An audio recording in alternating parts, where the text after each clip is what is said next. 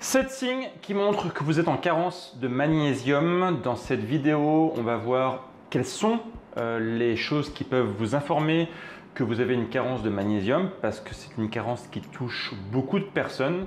Aujourd'hui, on considère qu'il y a à peu près un tiers des Français qui sont en carence de ce minéral. C'est absolument titanesque. Et les carences en magnésium peuvent être liées à plusieurs choses, comme par exemple une mauvaise alimentation ou un stress chronique important. J'en parlais d'ailleurs dans ma dernière vidéo sur la constipation. Je vous indiquais que le stress était une pompe à magnésium et que ceci pouvait expliquer pourquoi cela engendrait des déséquilibres dans votre intestin notamment. Le but de cette vidéo, c'est de voir d'autres symptômes qui peuvent vous montrer que vous êtes en carence de magnésium et on en parle en détail tout de suite.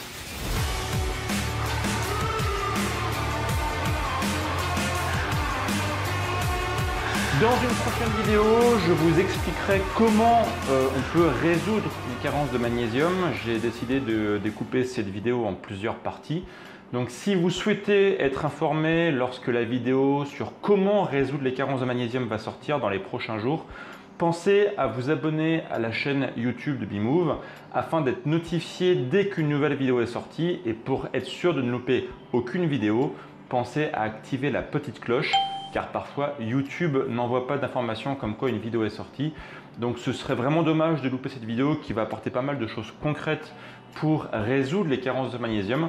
Donc pensez bien à activer la petite cloche. Si vous n'avez pas encore fait, c'est le moment ou jamais. Tout est indiqué sous la vidéo. Il y a une petite cloche qui traîne, vous cliquez dessus et c'est OK. Le premier symptôme, celui qu'on rencontre le plus fréquemment, c'est les tremblements ou les crampes musculaires. Il faut savoir que lorsqu'on est en carence de magnésium, il y a le calcium qui va devenir majoritaire dans le corps. Je ne rentre pas dans les détails, c'est un petit peu compliqué. C'est une histoire d'équilibre. Et quand vous avez trop de calcium, ça va surstimuler certains nerfs au niveau de vos muscles. Et ceci peut engendrer des tremblements et des risques au fait aussi de crampes. Donc ça, si vous avez souvent des crampes ou des petits tremblements, vous savez notamment aussi au niveau de l'œil, la paupière qui saute, ça peut être un signe comme quoi vous manquez de magnésium. Le point numéro 2, ça peut être quelques troubles mentaux mineurs, comme par exemple une absence d'empathie ou aussi des légères dépressions.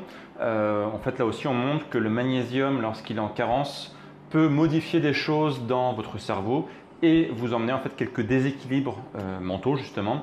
Et dans les cas extrêmes, les personnes qui sont vraiment en déficit de magnésium, ça peut aller jusqu'à la dépression. Donc si vous êtes concerné par ces petits symptômes, ou même ces gros symptômes dans certains cas, eh bien ça peut être un risque, un signe que vous êtes en carence de magnésium.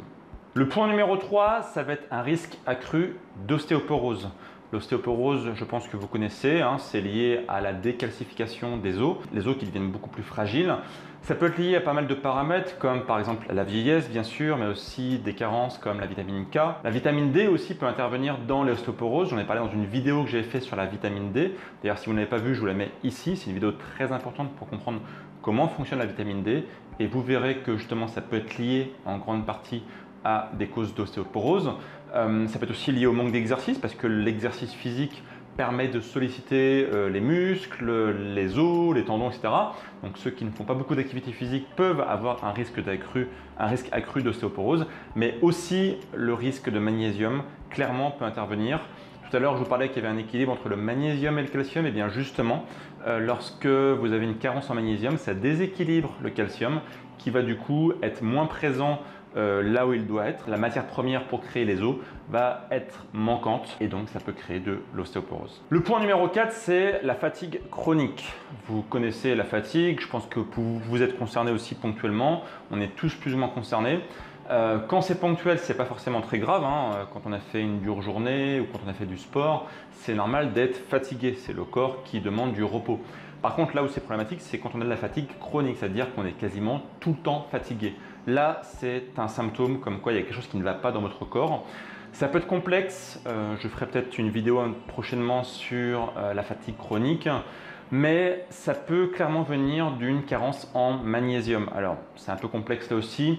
Rapidement, ça peut être lié à de la fatigue musculaire, même si on ne fait pas d'activité physique.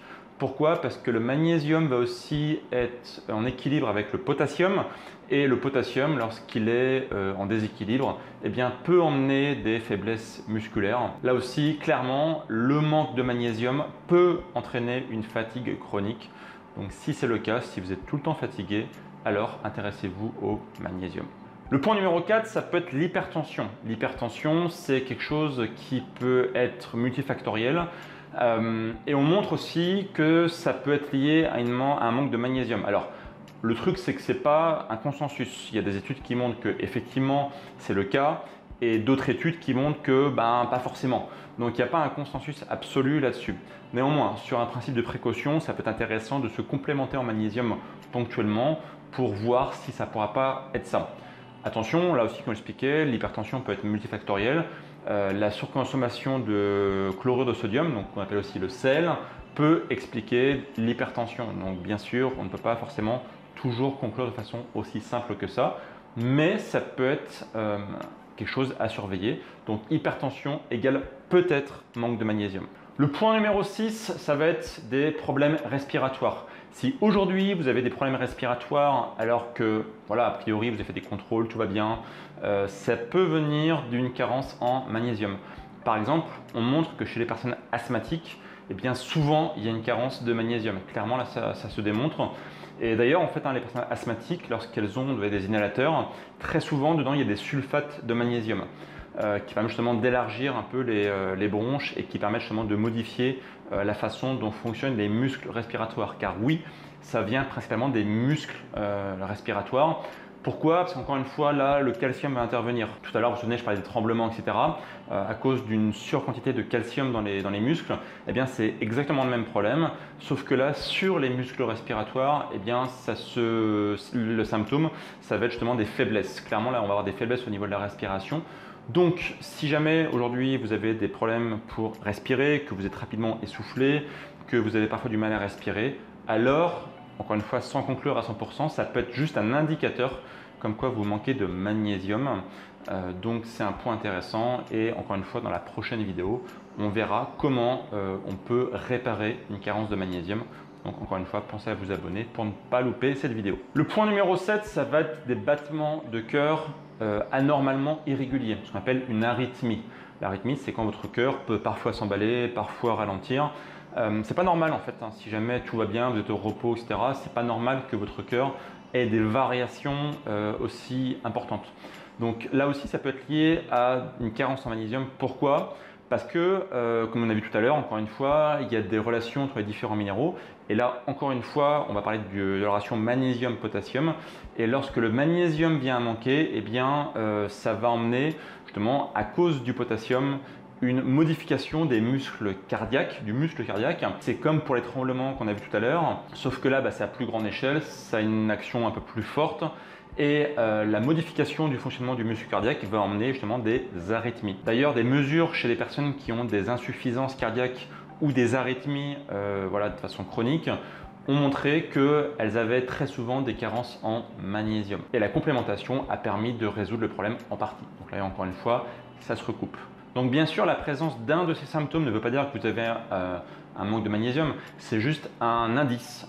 Et quand on a plusieurs symptômes que j'ai évoqués, c'est un faisceau d'indices. On ne peut pas forcément conclure à 100%, mais c'est des indices intéressants. Question du jour, est-ce que vous avez fait des bilans sanguins régulièrement qui peuvent montrer une carence en magnésium, ou est-ce que vous avez, grâce aux indices que je vous ai indiqués dans cette vidéo, des choses qui peuvent vous sembler, qui peuvent vous indiquer que vous avez des carences en magnésium? Dites-le en commentaire. Si vous avez aimé cette vidéo, n'hésitez pas à laisser un petit like. Et pensez encore une fois à vous abonner à la chaîne YouTube si ce n'est pas encore fait. Et moi du coup je vous retrouve très bientôt pour une prochaine vidéo où je vais vous expliquer comment résoudre une carence de magnésium. Ce sera le sujet d'une de mes prochaines vidéos. D'ici là bien sûr, prenez soin de vous et à bientôt pour de prochaines vidéos. Ciao!